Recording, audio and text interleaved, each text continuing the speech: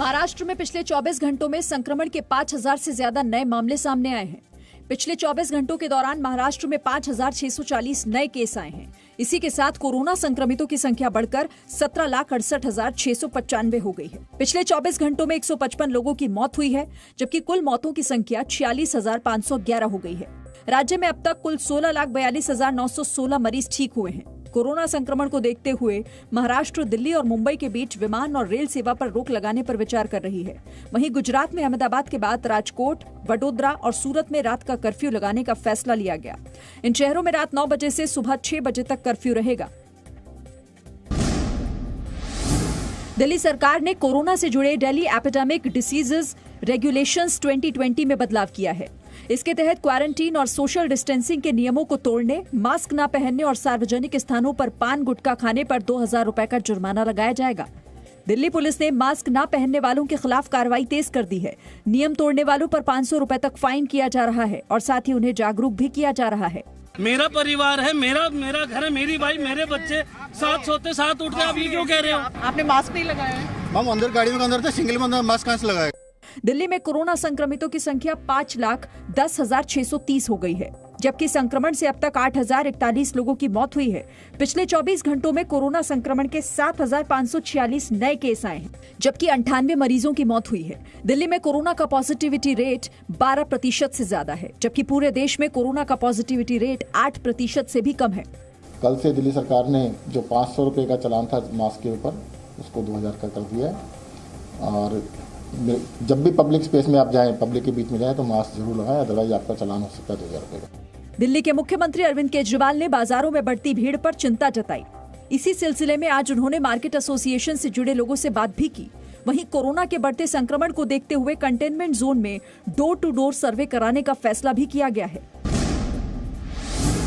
मध्य प्रदेश सरकार ने फैसला लिया है कि प्रदेश के किसी भी शहर में लॉकडाउन नहीं लगाया जाएगा। मुख्यमंत्री शिवराज सिंह चौहान की अध्यक्षता में हुई उच्च स्तरीय बैठक में कई और अहम फैसले लिए गए, जिसके तहत कंटेनमेंट जोन को छोड़कर किसी भी जिले में लॉकडाउन नहीं लगाया जाएगा। इंदौर, भोपाल, ग्वालियर, रतलाम और विदिशा में रात 10 से सुबह 6 बजे तक व्यावसायिक प्रतिष्ठान बंद रहेंगे। पहली कक्षा से 8वीं तक के सभी स्कूल 31 दिसंबर तक बंद रहेंगे। मुंह पर फेस मास्क लगाएं, सुरक्षित दूरी बना के रखें, बाजार में भी भीड़ ना होने दें, दुकानदार भी इसका ध्यान रखें, बार बार साबुन से हाथ धोते रहें। सावधानी में ही सुरक्षा है। इसके अलावा सार्वजनिक स्थलों पर नियमों के पालन के लिए सख्त निर्देश दिए गए। साथ ही 22 नवंबर को क्राइसिस मैनेजमेंट की बैठक होगी, जिसमें सामाजिक समारोह में अधिकतम लोगों की सीमा तय करने पर फैसला लिया जा सकता है। कोरोना वायरस महामारी के बचाव के लिए भारत बायोटेक और भारतीय चिकित्सा अनुसंधान परिषद की दवा कोवैक्सीन के तीसरे चरण का ट्रायल आज से शुरू हो गया है। ट्रायल का पहला टीका हरियाणा के गृह मंत्री और स्वास्थ्य मंत्री अनिल विज को रोहतक में लगाया गया। अनिल विज ने कोवैक्सीन परीक्षण में वॉलंटियर के तौर पर पहला टीका लगवाने का ऐलान किया था। मैंने अपने आप को इसके लिए ऑफर किया है कि आप सबसे पहले परीक्षण मेरे ऊपर करिए, ताकि लोग निर्भीक होकर बिना किसी डर के इसके लिए लोग आगे आ सकें और अपना परीक्षण करवाएं। अगले साल की शुरुआत में कोरोना की स्वदेशी वैक्सीन संभव है। प्रधानमंत्री नरेंद्र मोदी ने जम्मू कश्मीर के नगरोटा एनकाउंटर को पाकिस्तान की साजिश बताया है। प्रधानमंत्री मोदी ने ट्वीट किया है कि पाकिस्तान स्थित आतंकवादी संगठन जैश ए मोहम्मद से जुड़े 4 आतंकवादियों के साथ बड़ी मात्रा में हथियारों और विस्फोटकों की मौजूदगी ये संकेत देती है कि ये आतंकी देश के अंदर तबाही फैलाने आए थे और सेना ने उनके इरादे नाकाम कर दी।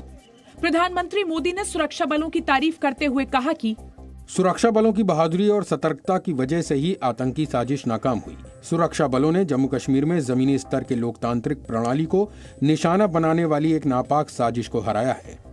इससे पहले प्रधानमंत्री नरेंद्र मोदी ने गृह मंत्री अमित शाह, राष्ट्रीय सुरक्षा सलाहकार अजीत डोवल, विदेश सचिव और खुफिया एजेंसियों के अफसरों के साथ नगरोटा एनकाउंटर पर समीक्षा बैठक की। सूत्रों के मुताबिक सरकार का मानना है कि आतंकवादी 26/11 की वर्षगांठ पर एक आतंकी हमले की योजना बना रहे थे। सुरक्षा बलों ने नगरोटा में एक ट्रक में छिपकर जा रहे 4 आतंकियों को मार गिराया था। वहीं जांच में ट्रक पर लगी नंबर प्लेट को फर्जी पाया गया था।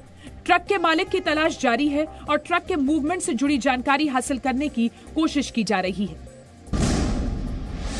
16 नवंबर को दिल्ली से गिरफ्तार जैश ए मोहम्मद के दोनों आतंकवादियों की पुलिस रिमांड 5 दिन के लिए बढ़ा दी गई। दोनों आतंकियों की 3 दिन की पुलिस रिमांड आज खत्म हो रही थी। दोनों आतंकी लतीफ और अशरफ को आज पटियाला हाउस कोर्ट में पेश किया गया था। पुलिस के मुताबिक आतंकियों के फोन से मिली जानकारी काफी अहम है और इसकी जांच अभी चल रही है। इसके अलावा पुलिस इनके तीसरे साथी की तलाश भी कर रही है। ये दोनों आतंकी दिल्ली में बड़ी वारदात करके नेपाल के रास्ते पीओके जाने की फिराक में थे, लेकिन दिल्ली पुलिस की स्पेशल सेल ने इन्हें सराय काले खां इलाके से गिरफ्तार कर लिया था।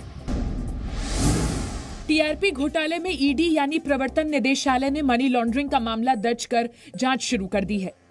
ईडी ने मुंबई पुलिस की एफआईआर के आधार पर मनी लॉन्ड्रिंग का केस दर्ज किया है। मुंबई पुलिस ने टीआरपी घोटाले में मनी लॉन्ड्रिंग की आशंका होने के बाद ईडी को जानकारी दी थी। टीआरपी घोटाले में मुंबई पुलिस अब तक 11 लोगों को गिरफ्तार कर चुकी है। हंसा एजेंसी ने टीआरपी घोटाले को लेकर मुंबई पुलिस से शिकायत की थी। एजेंसी ने आरोप लगाया था कि उसके कुछ पुराने कर्मचारी कंपनी का डेटा चुराकर कुछ चैनलों के लिए टीआरपी को प्रभावित करने की कोशिश कर रहे हैं। चुराए गए डेटा के जरिए जिन घरों में टीआरपी मीटर लगा है उनको पैसों का लालच देकर चैनल देखने के लिए कहा जा रहा है, जिससे उस चैनल की टीआरपी बढ़ सके। ऐसी ही शिकायत अक्टूबर महीने में लखनऊ के हजरतगंज थाने में दर्ज करवाई गई थी, लेकिन यूपी पुलिस ने मामला दर्ज करते ही जांच सीबीआई को सौंप दी थी। बिहार, दिल्ली समेत देश के अलग अलग हिस्सों में छठ मनाई जा रही है। आज डूबते सूर्य को अर्घ्य दिया गया।